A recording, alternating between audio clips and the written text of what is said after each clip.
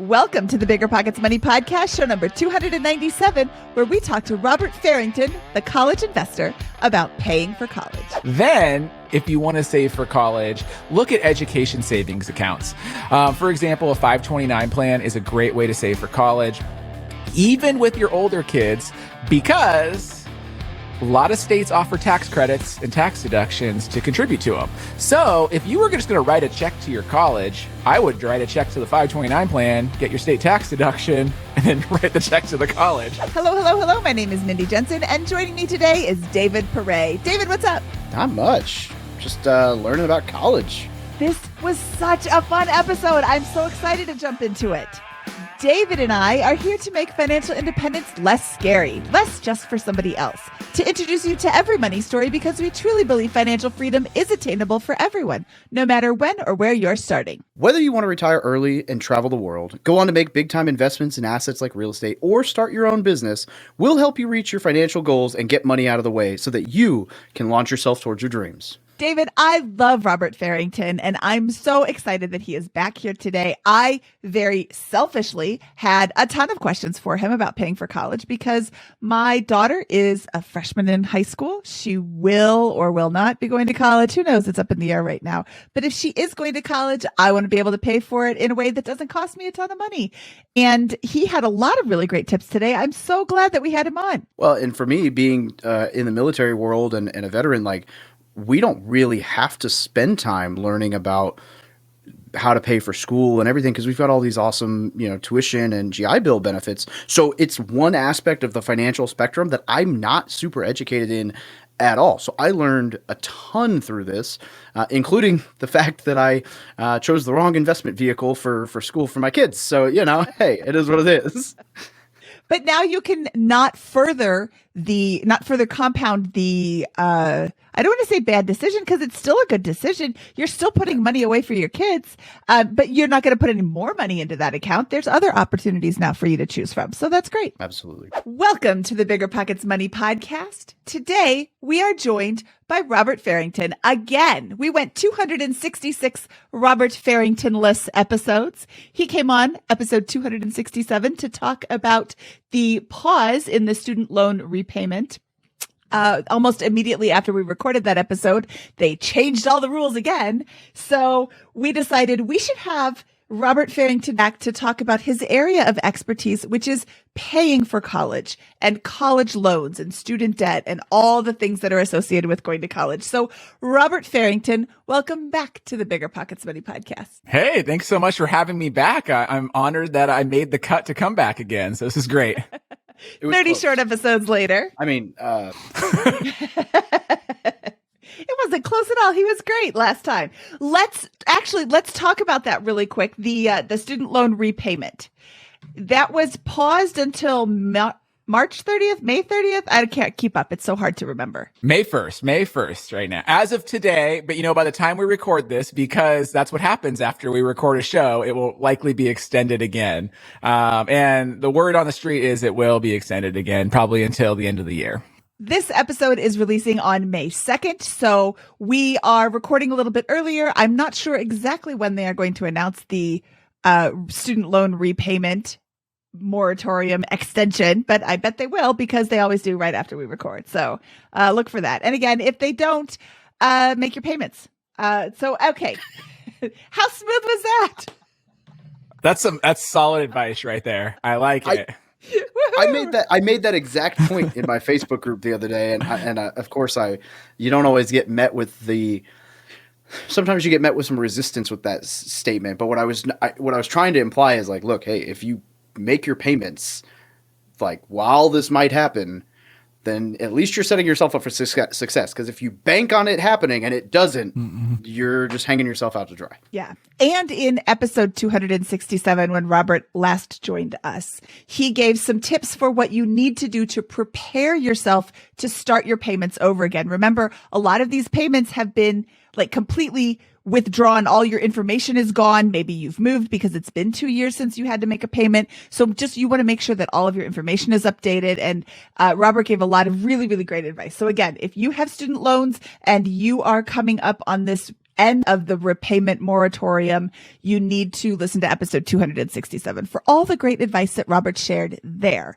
But today we're looking forward. We're looking at paying for college, and we're looking at the cost of college in general. So a couple of weeks ago on Twitter, there was an article that's called "Here's What I Wish Someone Told Me Before I Racked Up $180,000 in Student Loan Debt" by Dominic Bagnato. And I'm not going to read the whole article to you. You can read it yourself. But there's a part in the beginning. It says it is a singular, detailed anecdote of one 37-year-old's journey through his student debt. It is meant to inform any reader who is interested in the student loan debt conversation about its personal realities. And it is especially meant to be read by an audience of 17-year-olds and their parents who may be making decisions about college right now. Because so many of us have been told that we need to go to college, but hardly any of us has been given an example of the true cost of that choice. Many people barely consider the decision of whether or not to go to college at all before launching into the decision of which college to attend. Even then, the true financial cost and eventual life costs are rarely ever explained. So, Robert, I want to look at that last bit for a moment. Many people barely consider the decision of whether or not to go to college at all before launching into the decision of which college to attend. I grew up in the 80s. I know you guys are shocked because I look so young, but I grew up in the 80s. And when I was in high school, you graduated from high school and then you took the summer off and went to college. That was it. There were no other options. High school, then college. It wasn't an option to not go to college. We didn't talk about trade schools. We didn't talk about military. We didn't talk about anything. High school, college, the end. And for so many years before I graduated and even after I graduated, that was the same story that people were being told. So what are some considerations for when people shouldn't go to college? Well, I think you hit it on the head. I kind of view it as a pendulum. And I think the 80s were the start of the outward swing where everyone had to go to college. It's also when you saw a decline in trades of, every high school used to have an auto shop and a wood shop and all these things. And then, all those things started getting replaced with technology, and because every kid had to go to school. Well, our high school district nearby here in San Diego actually just announced they're bringing back auto shop. And so I think that pendulum is starting to swing back a little bit in terms of the extreme of everyone going to college, because you're right, not everyone needs to go to college. But I want to put an asterisk there, because the data still says, even through today, that the average college graduate with a bachelor's degree earns anywhere from $300,000 to $1 million more over their lifetime. So we are talking over 40 years of working after college than a non-high school graduate. The question is what is the net present value of $300,000 to $1 million? Because you get to a number, and if you spend more than that number, it's going to be a negative ROI on your college degree. And there's also the personal factor in that. Some people really just want to work outside and not have a desk job. That is how they're wired as a person, right? And so maybe there's alternatives there. But the problem is we don't expose our kids to it like we used to expose them. Kids don't know that you could go work for the power company and make $200,000 a year. But you can, going out and being a lineman and climbing the pole, you can make $100,000 to $200,000 a year. And that is a solid income. But we don't tell our young adults that today, right? Everyone has to go to college. That's the only way you make money. And it's just not true. So do people need to go to college? Yeah, I think, 40 to 60% of high school graduates probably should go to college. But then I think a good chunk of them probably don't need to. And there's other options, the trades, starting their own business, joining the military. I bet David loves that one. But there's a lot of options in that. There's that other 40% that I think would benefit from doing something else, not racking up the student loans, not racking up a bunch of debt, and going out and earning.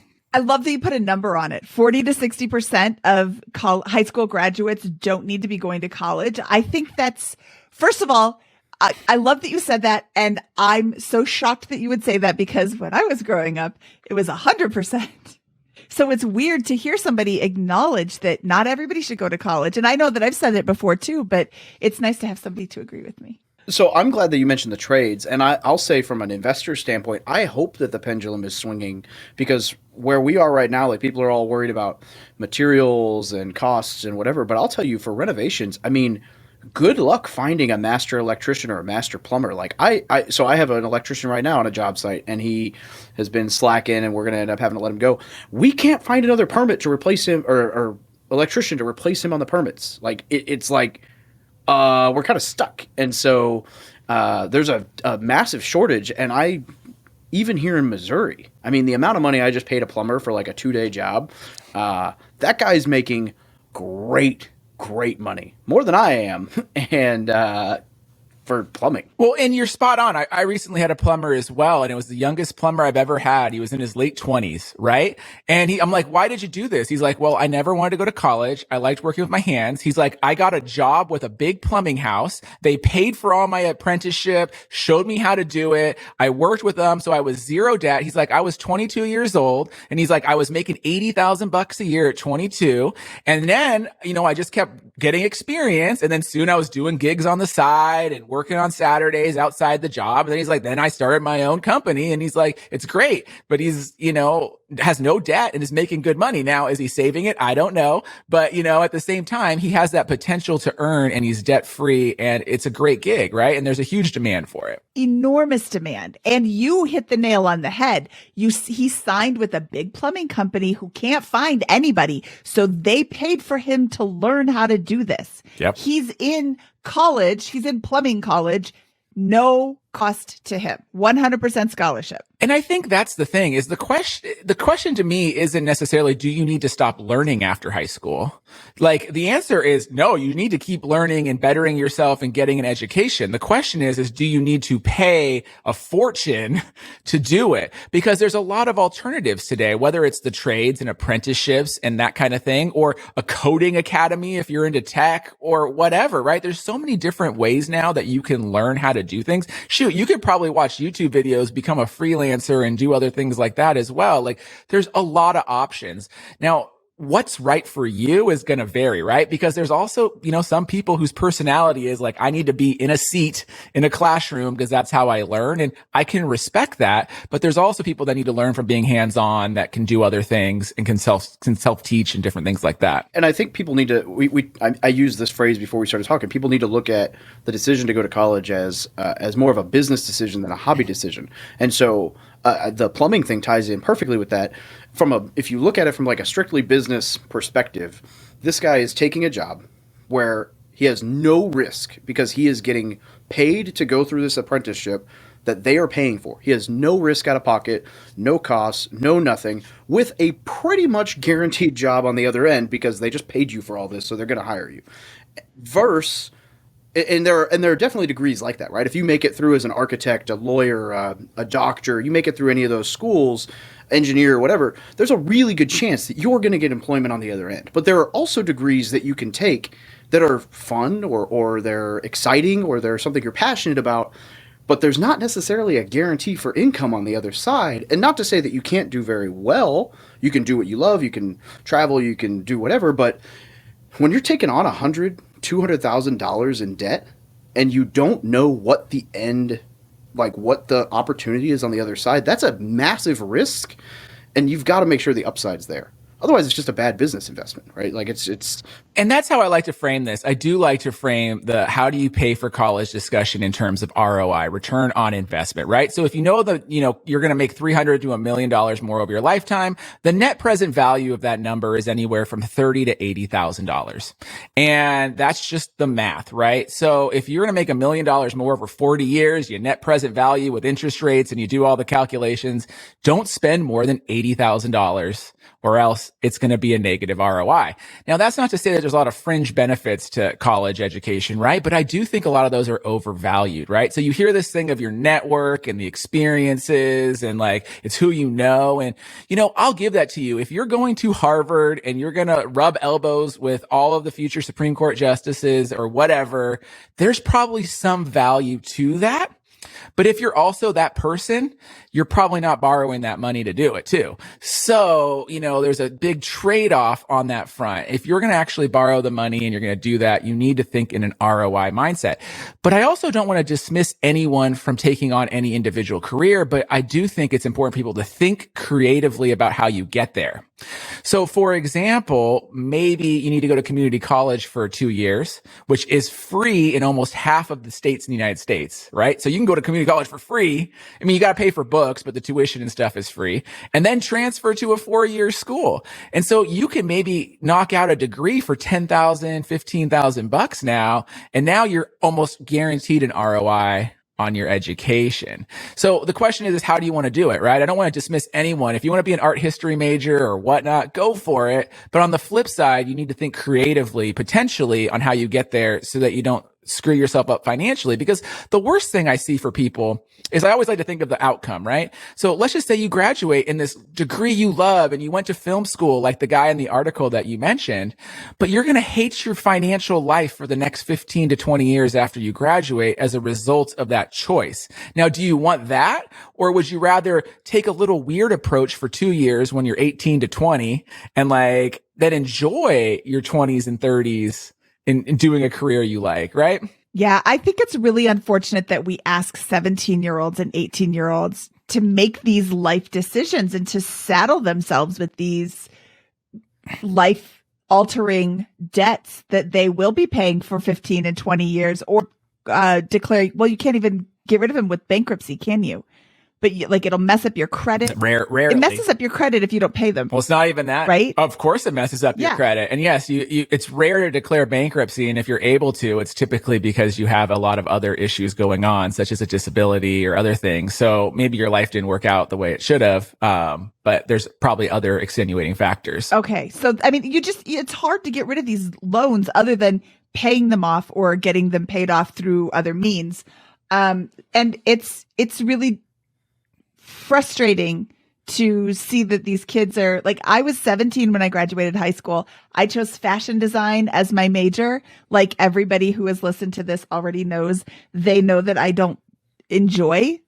I don't care about fashion right now. I'm wearing like old clothes from my husband. It's comfy and it's cold outside. For the record, he's very fashionable and they were fashionable for him. All right. No one's questioning Carl. Fashionable. He looks like a bum all the time. Oh, my spirit animal. I mean, I love him, but yes.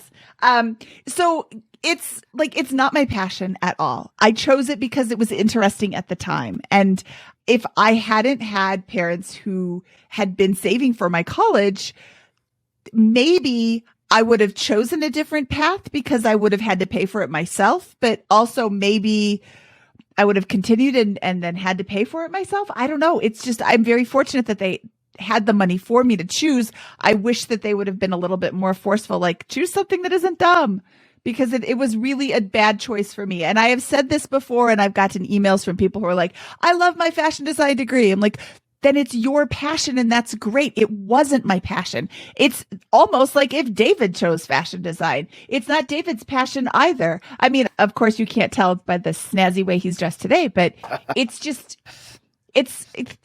there's a lot of things that I could have studied that would have been better off for me. I mean, I ended up in a great position, but I could have been a lot better. And I wanted to get this in really quick before we moved on. Episode 251, we spoke with Preston Cooper, who did an exhaustive study, like 30,000 degrees. He reviewed, is college worth the cost? This 30,000 variable study says sometimes. And he said that studying engineering, it doesn't matter what college you go to. It doesn't matter what kind of engineering, always worth studying. And studying psychology, almost exclusively a bad decision. Yep. I love that study. I love what Preston does over there. And it's solid data. So like, think about what you want to do, Mindy, because I also think, what do employers look for? So all of us here have hired somebody. All of us here are looking for answers. Warren Buffett just said this last week. I'm sure we can find the interview, but he's like, the number one thing I look for is communication skills. And number two is problem solving skills. I don't really care how you figure it out, but if you can't talk to me and you can't solve my problems, I'm not going to hire you. And that's a lot of employers. I have two W-2 and a 1099 that work in this office. I don't even know if any of them have a degree. Didn't even ask. Don't care. Elon Musk, when he was building SpaceX, he had like some, his core people, and he's like, oh, we need somebody to do this. And one of his engineers said, oh, I've got a friend, but he doesn't have a college degree. He's like, I don't care. I just need somebody to accomplish this. And a lot of the SpaceX guys I'm sorry, a lot of the SpaceX employees have college degrees, but also a lot of them don't. They're just passionate about this thing and they can get it done. So what does it matter? Well, and I also think a lot of young adults, especially when they're 17 and making this decision, don't realize how fast the value of that piece of paper that your degree is declines in the workplace. So when you're a senior in college, the value of your degree is the highest it will ever be. You're using it to get your first job after college. People care, whatnot. 2 years later, no one cares. Your second job after college, no one's asking you about college. They're asking you what you did at your job to get your next job. And here's the scarier part is if you didn't get a job within the first year after you graduate college, that piece of paper is probably a weight on your ankles because people are like, you got a college degree and you haven't gotten a job a year after graduation. Like, what's going on? Why is this happening? Right. So, I mean, that value just falls like a rock very quickly. And then by the time you're in your 30s, no one's ever going to care and ask you where you went to college. It's all on your experiences and your jobs and what you're going to do and what you're going to bring to the table. And so I don't want to call the student loan world predatory, but if you think about it in context, right? If you were a bank, Mindy, and I was 17 and I had no credit and I had no income, but I was like, you know what? I'm probably going to make $150,000 in 4 years. Can I get a mortgage? No. Can I get a car loan? Can I get a credit card? You can't get a credit card. But you can, I mean, maybe. Like a $300 like a prepaid. Limit, like they'll give you $300. But like, but they will flex for this, and people, and not just student loan companies or whatever, but like the entire industry pushes. Like, I'll tell you, I actually, at some point, if I ever get really emotional and feel like being mushy-gushy on a show, I wrote like a 5-paragraph essay when I joined the military, basically to be like, would you please leave me alone? I made a decision. It's okay. The world's not going to end if I don't go to college, because of the pressure that I was feeling my senior year of like, what's wrong with Dave? Why is he, and it's so like the amount of pressure you put on people to go this one direction. And then you've got these companies who are lending to this person who has no business getting a loan. Well, but look at this. You can't, this loan doesn't go away. If I give you a mortgage and you don't pay the mortgage, I take the house back. Your mortgage is now gone and I can sell the house. If I do the same. And 7 years later, my credit's good. If I do the same thing with a car, I can repossess your car. I can't repossess your college degree, and you can't ever get rid of this loan. Well, because remember, guys, so the collateral of a student loan is your future earnings. So why do you get this loan? Well, because they know the data says that you will earn more after graduation. And if you don't pay these student loans, the collateral is I'm going to garnish your wages. I'm going to take your tax return. I'm going to take your Social Security if you let this roll that long. In some states, if you have a private loan, I'm going to sue you. I'm going to take your house. I'm going to put a lien on it. Like, they can collect on your earnings. And if you don't make a whole bunch because you didn't graduate college, so, and you didn't materialize out this life, it becomes even more problematic, right? You get stuck in this vicious cycle of debt collection, wage garnishment, yada, yada. And so if you want to talk about student loan relief, like generally those are the people that probably need the relief, because you get stuck in a vicious cycle that you can never escape. But for most borrowers, it can be positive too, because when you want to talk about this example, if you said, hey, I'm going to make $1 million more of my lifetime, it only takes $50,000. That's actually a good investment. So student loans necessarily aren't a bad thing. But just like any other debt, it's an investment, and you want to try to minimize the amount you borrow. You want to maximize your equity in the investment, which is your earnings over time. And you got to think about it. And so there's ways to, offset the student loans you borrow, because I'll also say even today, over 30% of graduates graduate college debt free. So, and this is from a 4-year institution. It's not like everybody has student loan debt. There's still a good third of third of graduates that don't have student loans. The average amount of student loans in America at graduation is roughly $30,000. So on average, most people should be okay with their student loans, because in most jobs, $30,000 of student loan debt low monthly payment, $200, $300, it's not going to cripple you. Where you see it all, because our media loves to hype the extremes, is the extremes, right? So it's the people that don't graduate and have student loans. It's people that have massive amounts of student loans. It's the people whose life courses don't work out like they say, or the guy in the article that borrowed $130,000 of private student loans to go to film school. Like, there's these extreme outcomes that get the attention on social media, the mainstream media, whereas, I would put out that 80% of student loan borrowers are just fine. Everything's working out like it's supposed to. If you asked them, can I get rid of my student loans? Of course they're going to say yes. It's no different than if I said, hey, can you get rid of my mortgage? Yeah, you can. But like it's not going to change the outcome of everything, right? Okay, that's interesting. I'm glad you brought that up. I didn't realize that 33% of grads graduate without student loan debt. And is that people, like parents paying for college, or them working through college, or scholarships and things like that? All of the above. And so, there's a lot of ways to pay for college. And I like to view it like a pie. And you have all these slices of the pie, right? So you might have your own savings as a student. Your parents might have saved some money for you in a college savings account or whatnot. Your parents are probably still working when you're in college, and maybe they're putting a little bit to it. You are probably working in college, and you can put a little bit to it, right? And then you get scholarships and grants, and then you get to student loans, right? And so there's all these pie slices that you can have bigger slices of some, smaller slices of others, but they all go to like paying for college. And my ideal for you would be to minimize the student loan slices and maximize all these other slices before you get there.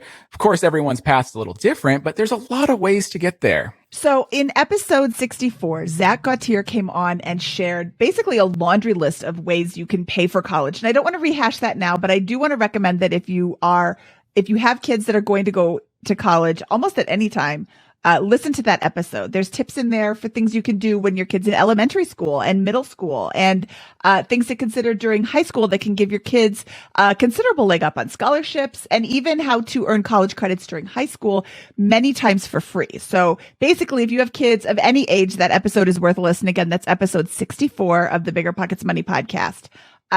This episode is geared more towards the high school age kids and their parents, people who are getting ready to pay for college. David, my co-host today, went a different route for paying for college. David, from Military to Millionaire Group. How did you pay for college, David? I didn't. The military did. Someone else did. So that was one of the main reasons I joined the military. I didn't know what I wanted to go to school for. I didn't have money. So I figured in my head, like, well, if I don't know what I want to learn, and I don't like school anyway, I don't have any money, I probably shouldn't do this right now. And so I was like, well, I'm going to travel the world. And so I joined the military. And to just briefly touch on why that's such a great idea. So the military, they pay for college two ways, right? They have tuition assistance while you're in. And so you can earn tuition assistance to continue going to school. In fact, they incentivize it. It actually looks really good for promotion for you to have an associate's degree. I have an associate's degree, didn't pay a penny. Never paid a cent. I take that back. I paid for one course because I deployed and I failed out of the class because I left the country and I forgot to close out the school or the class. But I got that all reimbursed once I got it all figured out. So I never paid for anything. Got my associate's degree. Never went any further than that because I still didn't like school and got financially free and realized I don't need to go to school anymore. But I have friends who earned all the way up to a master's degree through tuition assistance while in the military. Enlisted, officer, whatever, it doesn't matter. And then you still have, regardless of what you do with tuition assistance, that does not touch your GI Bill. And so you still have the ability to pay for a 4-year degree at a state level school or a certain percentage for private school and however that breaks out, plus housing allowance, plus whatever.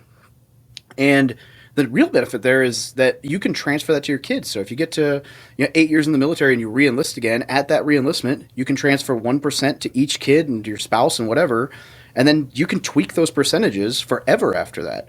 And so you could then say, okay, well, now I want to slide this one up to 100% because the other kid didn't go to school, or slide them up to 50 and 50 and they each get half paid. Or, and then even it extrapolates even more out of that. If you get like VA disability, if you reach 100%, there's like Chapter 35 benefits where a lot of states will will pay for your kid's school for being a disabled veteran. And you say you too, also beyond the tuition, you can get base housing allowance. So you can get some stipends to live. You can get a book stipend. I think if you live in a rural area too, they'll like move you to the nearest college, like for $500. Like they'll even pay to move you. Like there's a lot of benefits with that GI Bill that you can also pass on to your children, like you said, but you got to do it right. Right, David? Yeah. And that housing allowance correlates to where you live. Now, if you do remote, it's a flat fee no matter where.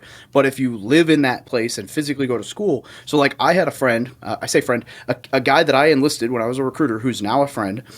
He went to school in Denver. He's from Missouri, went to school in Denver because he thought Denver would be a cool place to live. And the housing allowance made it so that he left Denver with a 4-year degree, no debt, and he had a place to live off his housing allowance the entire time because his housing allowance was so much more there than it is here. And then he moved back here. He's like, all right, cool. That was a fun 4 years. Yeah. Solid benefits. So again, there's another way to pay for college and think about it. And again, you can either go to your college yourself, or if you're lucky enough to have a parent, make sure your parent transfers that GI Bill the right way so that you get that. Or if you're in the military and you have young kids and you're thinking about getting out, you need to do it before you mess that up. Yeah. It has to be done right at a 4-year reenlistment, unless you're commissioned, and then you can do it at any time as long as you have 4 years remaining on your contract or obligation. And do you have information about that on your site, David? Probably.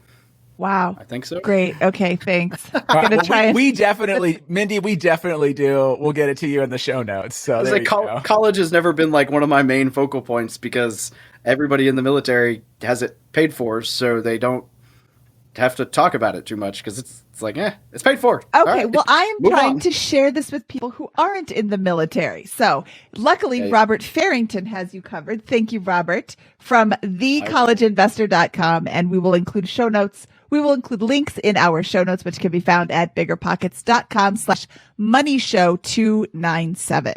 Okay, I have a whole bunch more questions for you, Robert. Let's do it. Some of these are rather selfish because they are for me, because I have a 15-year-old daughter. She's a freshman right now. So we do have some time, but we don't have a lot of time because she's a freshman already. I have currently saved as much for my daughter's education as you have saved for my daughter's education, as much as David have saved for my daughter's education, which is to say she's loaded. No. How do you know how much I saved? Yeah. Which is to say zero. I know that you both have contributed $0 to my daughter's college education, as have I. I am financially independent, so I am not worried about paying for her college. She is a very good student. I am not worried about scholarships available for her and grants and things like that. But I would rather not put $115,000 into the pockets of the college if somebody else would do it for me. So should someone be saving for college, and like when should somebody make the decision to save for college or not save for college? Well, so first off, I like to go with the yes model, and I call it the yes model because the why is you. And I don't think anyone should save for their kids until they save for themselves first. So take care of yourself first. It's like the airplane, right? You got to put the oxygen mask on yourself first before you put it on your children. And, there's a lot of ways to pay for college. We went through a bunch of them. You have the whole other podcast episode of it. Like, there's so many ways to do it. But if you don't save for yourself, you're just going to hurt your kids later on. Like, you're going to be a burden for them. Like, you think you're doing all this wonderful stuff of putting them through college and maybe taking out loans in your own name to pay for your kids. See it all the time. And these parents do that. And then, lo and behold, they're 64 and they're like, I can't retire. We're going to have to move in with our kids because we didn't save any money. Like, things get ugly. So take care of yourself first. Then, if you want to save for college, look at education savings accounts. For example, a 529 plan is a great way to save for college, even with your older kids, because a lot of states offer tax credits and tax deductions to contribute to them. So if you were just going to write a check to your college, I would write a check to the 529 plan, get your state tax deduction, and then write the check to the college. So, from the 529 plan. So, don't dismiss a 529 plan, even if you have older children. Yes, the goal of the plan is right to save early, let the money grow tax free, compound, and pay for college, but there's still benefits for you if you have kids approaching paying for college. Part two of that is I love 529 plan gifting. And what I mean by this is let all of your friends and family help you save for your kids' college. So I'm a minimalist. I hate when the kids have birthdays, especially younger kids. Your older kids probably less so than mine, but they get like 30 presents and it's really annoying. And they play with one of them, maybe two, and the rest of them I just get tossed to the wayside. It's a waste of money. Everything is dumb about it. And so one of the things that we've done, and actually all of our friends groups have done the same thing, is we don't do any gifts. In lieu of gifts, we donate to everyone's 529 plan. So don't go to Target and spend $25 on a Lego set. Like send $25 to the kid's gift and just show up at the birthday party, because honestly, that's all the kids want. They just want to run around with their friends and bounce in a bounce house. They don't need all the crap. And the crap can actually go to their college. And honestly, by doing this every year, they get about $500 a year from aunt, uncle, cousin, friends, whatnot. And then that just grows tax-free all the way there. And so there's a lot of services that do this. We like Backer. A lot of the 529 plans have finally started getting up to par and doing this themselves. You don't need to use a service, but there's ways to gift. And it's a wonderful way to do it in lieu of actual presents, because the kid will still get an actual present. Like, I promise you, mom and dad, sibling will still get them something. But they don't need 30 things, right? So that's another way. And then, yes, there's grants and scholarships and other things as you get closer. But I think, Mindy, you want to say something? I want to go back to that 529 plan where you have older kids and you still get a tax deduction.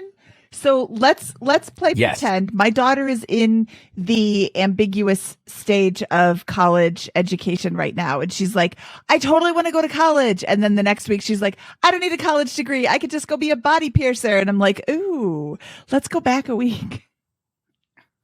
Not that I don't want to support her hopes and dreams, but maybe we could, not make this decision at 15. But here's the thing is, so a 529 plan on the flip side doesn't have to just be used for a 4-year college tuition. It can actually be used for trade schools, apprenticeships. So if she wants to go be a body piercer, that's cool. She probably has to do some kind of trade school or a beauty school or something to get that licensing, right?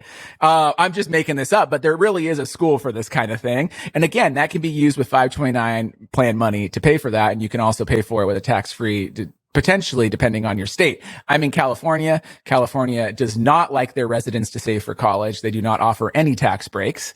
But Colorado, I think you're in Colorado, right? Am I right? And so Colorado offers a 20% tax credit up to $500, it looks like, or Colorado, one of the most generous tax deductions with no limit. So up to 20% of the amount you contribute to your 529 plan in the state of Colorado.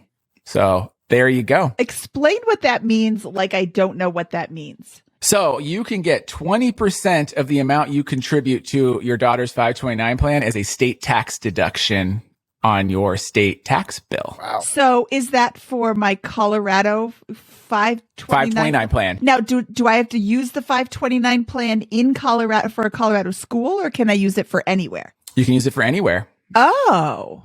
So if she wants to go to Penn State or whatever it happens to be, like, you just write the check out of your plan to pay for that, and you got your Colorado state tax break. There's no federal tax breaks for it, but there's state tax breaks depending on your state. Well, about 30 states offer it. It's like money laundering, but your kid gets a degree. Exactly. And so the 529 plans, they get a little bit of flack because, people are like, well, what if my kid doesn't go to college, right? There's ways to access the funds, but there is potentially a 10% penalty for non-qualifying withdraws, but that list of what qualifies keeps growing and growing and growing every year. So like I said, you can use it for K-12 education now. You can use it for student loan repayment. You can use it for trade schools, apprenticeships. You could switch the beneficiary to yourself, and you could take one of those like cruises around the world where you learn on the cruise. There's so many different things you can do these days. Go ahead, David. Sorry. Oh, no, I was just for Mindy to let her know I had a, if you do a non-qualified withdrawal, right, you get slapped with the 10% penalty. In Mindy's situation, would that be slapped with the 10% penalty plus you repay the 20% that you saved in state taxes? Or is it like, hey, I put $100,000 in this 529, I got a 20K tax credit, and now I got to pay a $10,000 penalty, I'm still on top? Yes. So it varies on your state. So Colorado's penalty is a recapture of any state tax deduction you received on the earnings, right? You do pay a 10% penalty on anything on the federal level. So yeah, it can be bad, but like I said, there's a lot of options to go around it in terms of, creating you can change the beneficiary on the plan. You could use it for your younger siblings. You can, gift it to somebody else. You could hold on to it, let the money grow and change it to your grandchildren and basically set up an education trust effectively that you can use this money over time. And there's so many options with it. So it's like, yes, there are some drawbacks, 100%. Everything has some trade-offs. But on the flip side, the list of ways that you can, use it keep growing and the options to use it keep growing. Well, I think that's a very valuable tip for people who are like me and didn't save anything for their kids, but still want to help their kids out. I mean, that was a very generous gift that my parents gave me by paying for my college. So if I can pay for my children's college, or at least part of it, I would like to do that. And then if I can pay into a 529 plan, does it have to sit there for any length of time, or can I put it in there and then write a check? It depends on the state. So some states do have a 1-year waiting period. Other states don't. And I don't know the nuances of your state's plan, but check with your state's plan and see what the nuances are. But some states will let you just put the money in and literally just turn around and send the money out. Some states do have a 1-year waiting period on that transaction. So you might have to use it for their sophomore year of college if you're listening to this now and you're a little bit behind. But hey, every little bit can help, and you can save a little bit in taxes and maybe have that money grow a little bit as well. Yeah, no, that's a great tip. Okay, so you said yes, Y-E, and we didn't get to S yet. S is just regular savings, right? So you have these tax deferred accounts like a 529 plan, a Coverdell savings account. Some people like a Roth IRA to save for college. I'm not necessarily a fan, but it's a valid option. But then there's just regular savings. So S is just regular savings. And this is valuable because honestly, there are a lot of other random costs associated with going to school. Traveling to school, moving there. So travel's not a qualified education expense. So if your kid goes to an out-of-state school, you got to figure out plane tickets, right? There's just random things that are always associated with it. They want to go to Cancun for spring break next summer, right? Who knows? But this is what kids do. So just having regular savings, is an important part of it as well. And that doesn't have to be your own savings, right? That could be, you can make the kids save. You can, do other ways, but having some cash outside of an education savings account, even if you do save in one, is still a valuable option. I like it. Do you, so you mentioned Roth IRAs. And some other stuff. What about just normal index funds? Do you see any pro con to that? Yes, but again, who owns it? So you can have a UGMA, which is a Uniform Uniform Transfer to Minor, Uniform Gift to Minor Act account. So they're beneficial, but you can run into some kiddie tax issues. So right after they make $2,000 a year in earnings, you're going to have to start paying the kiddie tax, which is going to be at your tax rate. And, it gets complicated. And so that's where it's again, not a bad thing. Right. And it's also going to totally cost them on any type of financial aid they're going to get, because anything that's in the child's name as an asset is the highest value of it. And they basically, the effective way they calculate it is they expect you to pull all that out and liquidate it. Retirement assets do not count on the FAFSA, the free application for federal student aid. That's why people like the Roth IRA, but there's other drawbacks that comes with the Roth IRA. How do you get money into the Roth IRA, right? Very hard to get money into a minor's account, right? Because what are they going to model for you or whatever? All these jokes that people do to get their kids' money into a Roth IRA. Or if it's the parents' Roth IRA, I hate seeing it because you're going to take money out prime growth years. Your kid's in college when you're probably in your late 40s and 50s. And that's when you need your Roth to compound and grow. And you don't want to be pulling money out of that to pay for your kid's school. So there's some drawbacks there. And plus the distributions from it now count as just regular income on the student. So if you pull that out, there's on the FAFSA, it counts as regular income, and it's just going to totally trash their financial aid. So it might work for their freshman year on the first year you withdraw from the Roth IRA, but for any future years, if they qualified for any financial aid, that you can just basically kiss it goodbye. Okay, so hypothetically, and asking for a friend and all the other cliche caveats that you make when you're clearly making admission of having done something yourself and don't want anyone to know, if you had rolled all of the whatchamacname it, payments that we got through the pandemic into UTMAs for your kids, would there be a place that you should roll that would be better in this scenario? I've got like, okay, it's not a bad thing, right? But you just realize you're going to start paying tax on it. It's a taxable brokerage account, and it's going to probably be taxed at your income level, which isn't really necessarily benefit your kids, right? Because of the kiddie tax. So the question is what are your goals, right? So maybe you put some of that into a 529 plan for them, right? And save that. I mean, I'm always a fan of, you could do and. It doesn't have to be this either or thing. You can have some 529, some taxable, if they work a little bit, put some into their Roth IRA as well. Like, I don't know if you have them doing some work for you, but there's the potential for that. And there's just a lot of options. So I'm a big believer in the and. Realize though, we're having this discussion, so you're probably not going to qualify for a lot of merit financial aid. And I think a lot of people get very hung up on that point. Is like, how do I get the most financial aid possible? Well, it's like, if we're having these conversations of how do we maximize a 529 and a UGMA and all these things, you're probably not in a financial situation that's going to earn you much merit aid. On the flip side, you should still be applying for the FAFSA every year, because that's how you unlock student loans, if you want to get those. Part two is there might be a lot of, I was saying merit aid. I meant need-based aid, but there's a lot of merit aid out there. So your kid can go apply for scholarships, apply for grants that they might qualify for just based on their ability to write an essay or volunteer in their community, or because you work at a certain organization. There's a lot of potential there for that type of aid. There you go. Because you're going to give them your GI Bill. Or you give them your GI Bill or whatnot. But even then, there might be stuff outside of it. What if your kid wants to go to a private school? I think the GI is like $23,000 a year for private school, which is amazing, but it won't cover it all, right? So, well, thank you for helping my friend. Okay, I have a question, because we didn't recover this last time, or I didn't remember. You said retirement accounts don't count toward FAFSA. My retirement accounts as her mother and her retirement account as a child don't count towards FAFSA. So when you list it all out, it doesn't count as anything that's going to be required to be used as on the FAFSA form, correct? When you're saying retirement account, you're talking about 401k, Roth IRA, Roth accounts, all of them. Okay, traditional and 401k, Roth, IRA, the TSP from the military, correct. What about the 457 plans? Yep.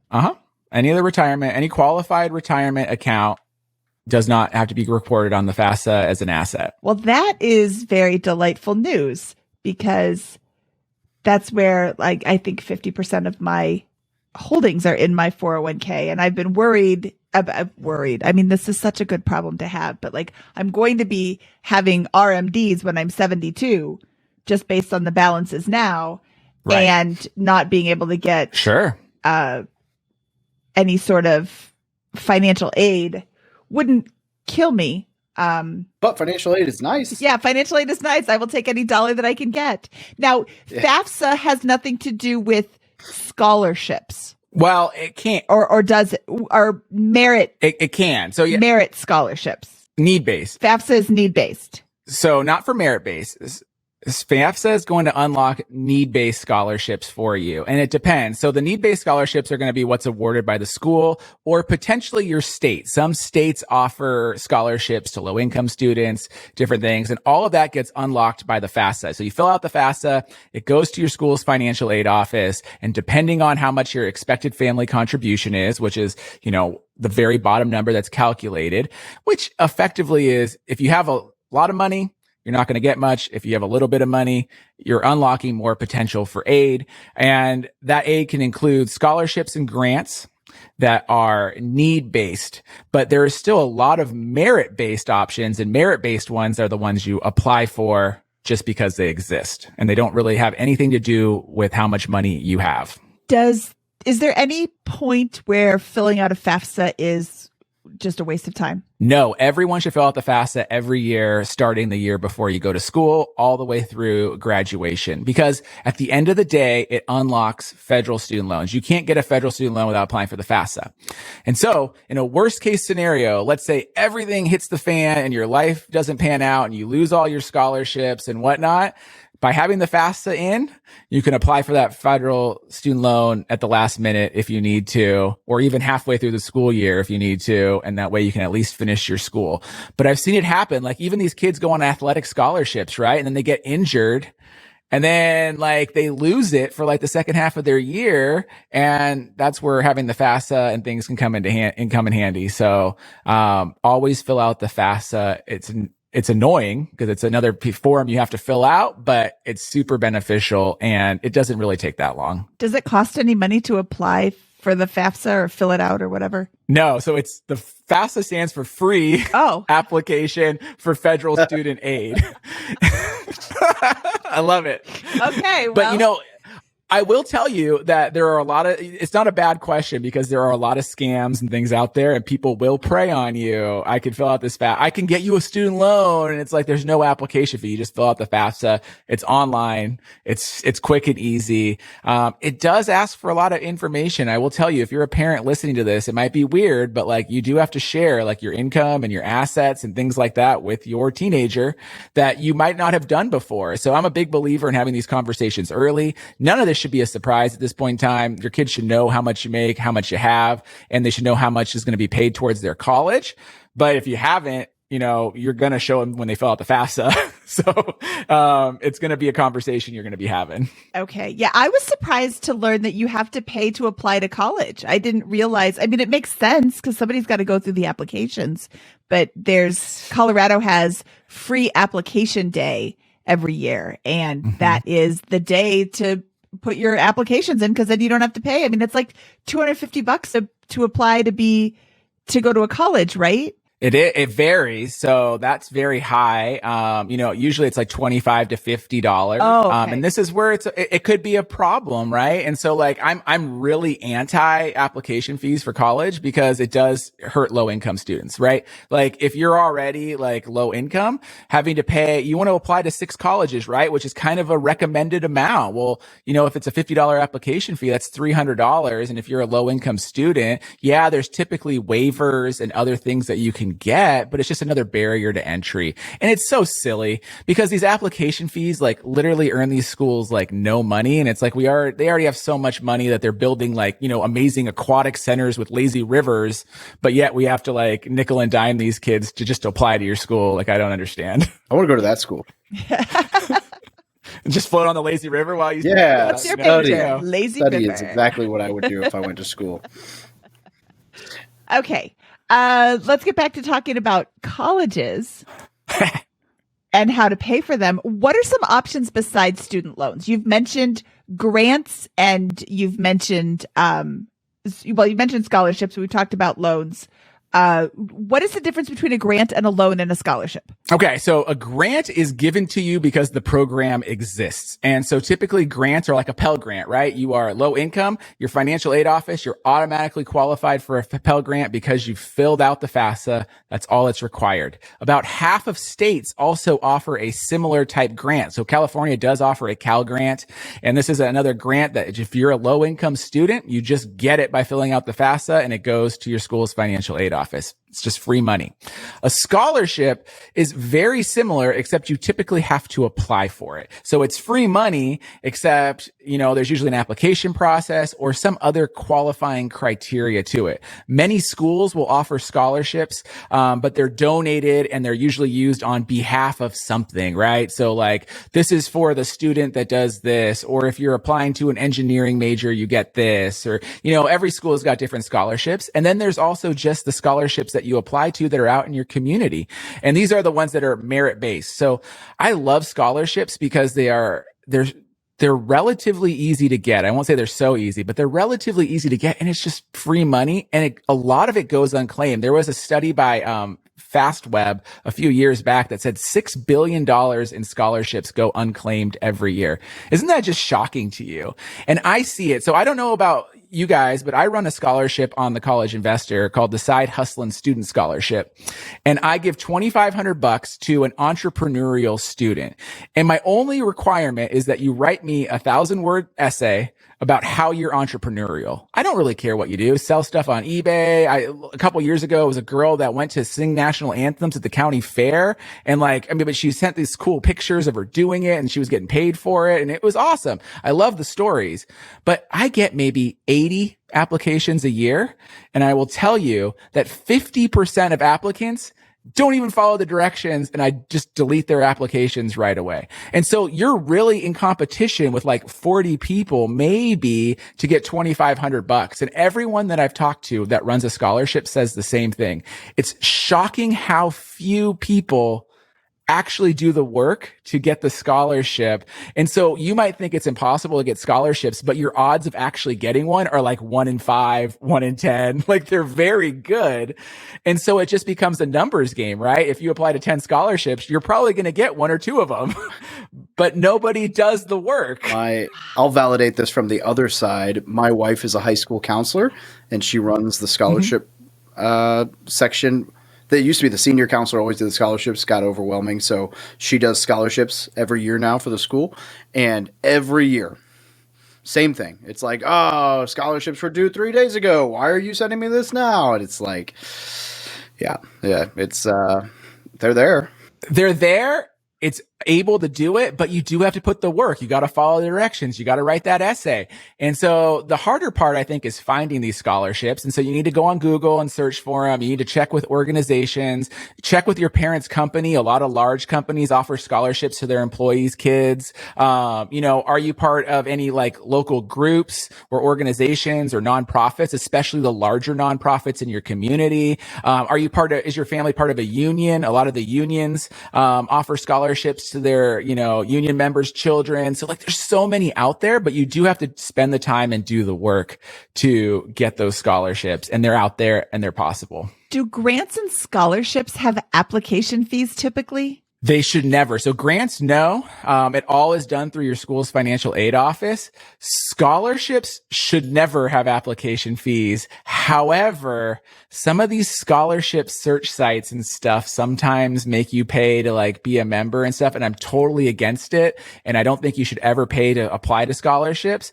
And typically, if the scholarship is on these like search sites that make you pay, you can also usually apply not going through the site. You just got to find the company or organization that is running the scholarship, and they typically have it on their website as well, and there's no cost involved. So, there are some companies that do try to take advantage of it, but you should never pay for either. Okay, good. I'm glad I asked that. Are there any services that can help you write your essay or like get you started on the path to your scholarship application process? Virtual assistants. Yes. I mean, there's definitely companies out there that help you with these essays. I'm mixed on it. I don't think there's going to be any more value that this company can offer than you can do yourself.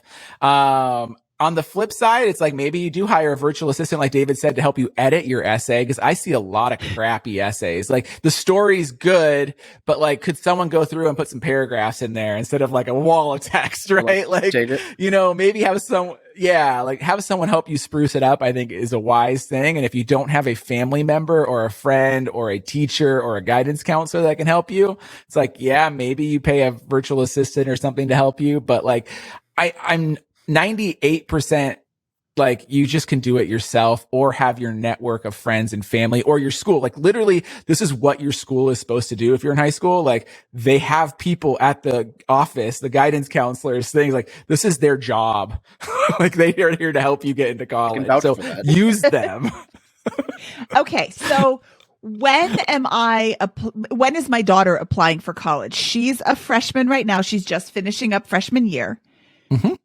When is she starting to apply for scholarships? Now for many merit ones. So you'd be surprised on what's out there, and you can start stacking your scholarship dollars early. And I'm a huge fan. If you can find these in your community, start searching for them, apply to them. You don't need to have such an urgency about it, but if you can start putting $2,000 away every year right now, it can go a long way to help, right? I'm kind of a view of like scholarship time and work time. So, as a freshman, she's probably just a year away from like being able to work a lot in the summer. Cause I don't know about your state, state, but like California's 16 is kind of where you have to be to get a job at like a big box store or anything like that. So if she's only like 15, it's like this year should be like the scholarship year. Like, let's spend the hours of the summer finding and applying for those. And then next year, it's like balance it out. I get some actual full-time employment during the summer and like go hustle. And then, you know, a little less time applying for scholarships, but taking some of the money she earned and saving that away as well is hugely beneficial. Not just the money, but the skill set as well, I think goes a lot farther as well. Yeah, she's working for a friend. She makes jewelry and she makes something like $15 an hour at age 15. When she's not really able to go out and get another, like she could probably work in a retail position, but we're at the tail end of COVID. I don't really want her to work in a retail position right now. Well, and I just think like, I mean, in our area, and granted everything's market based, but the starting pay of a cashier at Target right now is $18 an hour in our area. If you want to go work at Chick-fil-A, it's $21 an hour to work at Chick-fil-A. Like if I was a high school, like sophomore right now, like I would just be like crushing it and doing that, because that's a lot of money when you're young. Cause you know, you can put away, even if you're working 20 hours a week, that's a substantial amount. And even if you blow half of that on the dumb stuff you do when you're 15 or 16, you still got a nice amount left over to pay for college and do other things. That's true. Yeah. I forgot that they're paying a lot more than the $3.35 an hour that minimum wage was when I was working at Dairy Queen. And then I would also say, like, a lot of people dismiss this, but a lot of bigger companies also offer the same kind of benefits that David was talking about in the military, tuition assistance programs, and things like that. So if you work for Target, Walmart, Amazon, these companies, and you keep working, Starbucks, I think, does it as well. You know, you can leverage those companies' tuition assistance programs to help you pay. So if that's your part-time job in high school and college, shoot, you could be leveraging some dollars there to help offset your college costs. That is a really great tip.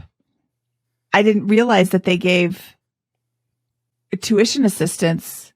Now, does tuition assistance mean you still have to work here while you're going to college?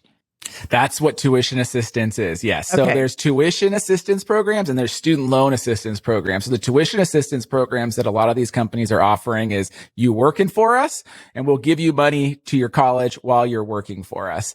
Some companies now are offering student loan assistance where it's like you've already graduated, you have some debt, and they'll help you pay off your student loans while you're working for us. Some companies offer both.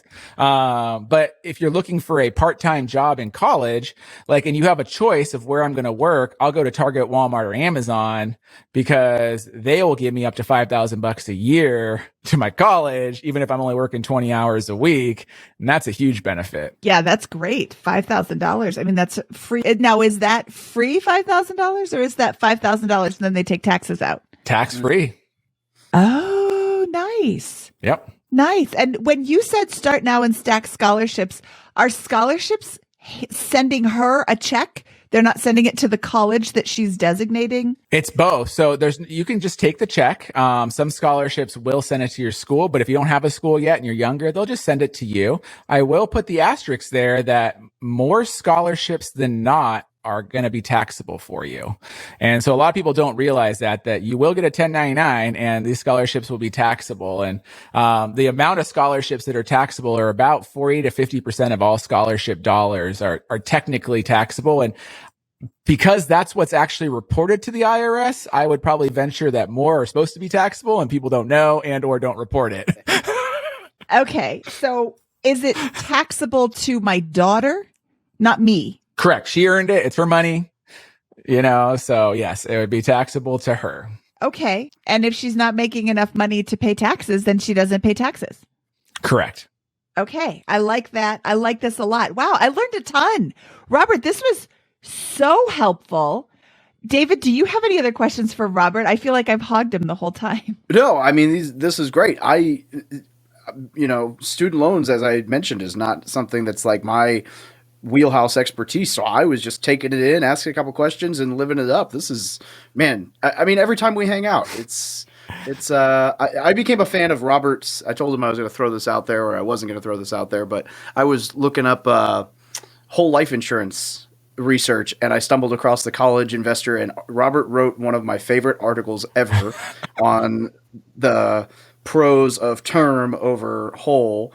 And I loved it. And so we were talking about it before you jumped on, before we started recording. And Robert does such a great job of breaking things down to, I mean, his blog is just full of great articles and great content with great breakdowns. And the fact that he was able to just on the top of his head explain net present value, so much knowledge there. So definitely tap into it. I'll say too, while we're talking about it, if you're out there and you have someone telling you that a whole life insurance or permanent life insurance is a good way to save for college, please run away, because it is not a good way to save for college. But I see it all the time because, they'll always fearmonger you on all these alternatives. Like we already talked about the pros and cons, right? There are cons to a 529 plan and there are cons to a Roth IRA. And so then these sneaky salesmen come in and they're like, oh, well, I got this amazing, thing here. And it's not amazing because you have, lower returns, more fees, you're paying for insurance, and you're technically getting a loan out of your dang insurance policy to pay for this. It's all dumb. Like, just don't do it. Well, the best life insurance is being financially free. Just don't die. No. I think was it Doug? Well, Doug I don't want to die. Whenever he said I'm self-insured, or the best life insurance is self-insured, meaning you've got a few money. Yeah. Like, Exactly. It's just, there's a purpose for it, and saving for college is not that purpose. But I guarantee you that there's someone out there that's listening to this podcast that has been pitched on it, because I see it on social media a lot, and it's not a great alternative to the other ways to save. Yeah, no, I think we covered a lot today. This was super fun. Robert, is there anything that we forgot to ask you or that you would like to add before we let you go? No, I think it's just really hammering home the point of thinking about it as an ROI. And so on the student side is, what's your goals? What's your dreams? What do you want to do? Keep it loose, but don't necessarily spend a whole lot to get to your end goal, right? Because like when you're 17, 18, you don't know what you're going to be when you grow up. Like we're kidding ourselves here when we think that of our young adults. Like they have some ideas, but things change. They learn as they go. So if you spend less, you'll have a better outcome when you change it all up. And now if you're the parent listening to this, realize that college is not the end all be all to everything when it comes to this. And just because, someone said in your family that they should go to some elite private school, there's a mathematical cost to that. And unless you're cutting that check, you shouldn't put that on your kid that force them into something that's going to, really jeopardize their finances for the next 10 to 20 years of their life, because that's what happens when they borrow and they get these student loans, and then they're like indentured servants to their loans for a long period of time trying to pay it off when they could be enjoying their life. Like we kind of ragged on that article a little bit that you brought up at the beginning of the show, but he did make some good points. If you're struggling with debt, whether it's student loan debt or any other kind of debt, it does delay buying your first house, and it does delay you starting a family, and it does delay all these things. And as a parent, you probably don't want that for your children. You want to, just like you've done for the first 18 years of their life, you're trying to give them the best. Like, don't suddenly set them up to fail for the next 18 years, right? Like you want to make sure that they're set up for the best there as well. And spending a fortune on school might not be the best way to do that for them. Thank you, Robert. Thank you for your time today. No, this is great. I love the reminder to people that, college is great for the right person, for the right student, but college isn't the right choice for everybody. Way back on episode 44, we talked to Tinian Crawford, Captain DIY on Twitter, who I love dearly. He's an electrician. He went to college. He got his associate's degree, which is a 2-year degree, in just 6 short years, because college was not the route for him.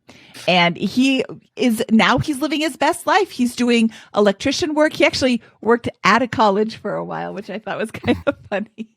But now he's out on his own, and he's like, I'm booked solid from now until the end of my calendar. And as soon as I open up more time, I'm booked solid. And it's a great choice for him. He makes the money that he wants to make, and college was not the right choice for him. And college is not the right choice for a lot of people. And trades, oh my goodness, you can make so much money in the trades. And when you're an electrician in Missouri, David needs you. Or just do it yourself, David. It's not that hard. Yeah, I can't sign. It's not that the electricity is hard. It's that the signing for a permit without being a master electrician is, can't do it. There. That's it. I just signed it for you. If I could forge those docs, trust me, all you gotta do is, anyway.